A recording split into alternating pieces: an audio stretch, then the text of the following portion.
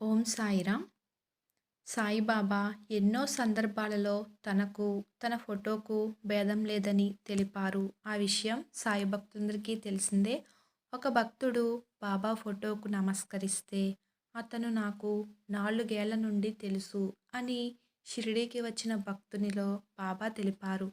బాబా సమాధి చెందక పూర్వము అనగా 1917 సంవత్సరం పాల్గొన మాస పౌర్ణమి అంటే నేటికి 107 సంవత్సరాల ముందు సాయి సచ్చరిత్ర రచయిత అయిన హేమట్ పంత్‌కు స్వప్న దర్శనమిచ్చి, కలలోనే లేపి, అతని ఇంటికి భోజనానికి వస్తానని చెప్పారు.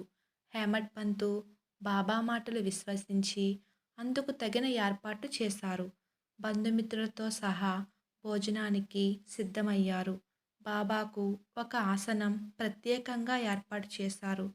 అందరూ బాబా గురించి ఎదురు చూస్తుండగా, బాబా భక్తులైన ఆలీ అహ్మద్, ముజావర్ అనువారు వచ్చి ఒక పేపర్ ప్యాకెట్టు హేమట్ పంత్‌కు అందజేశారు.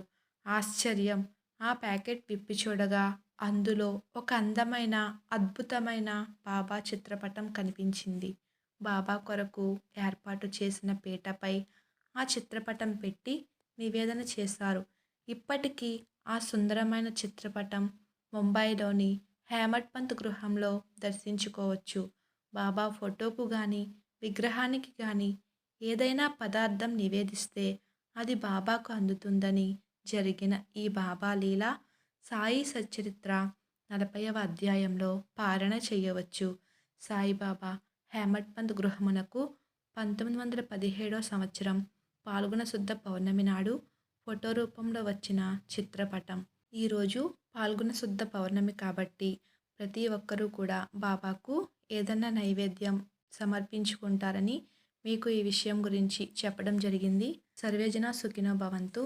సర్వం శ్రీ సాయినాథ్ అర్పణమస్తు. శుభం భవతు. ఓం సాయిరామ్.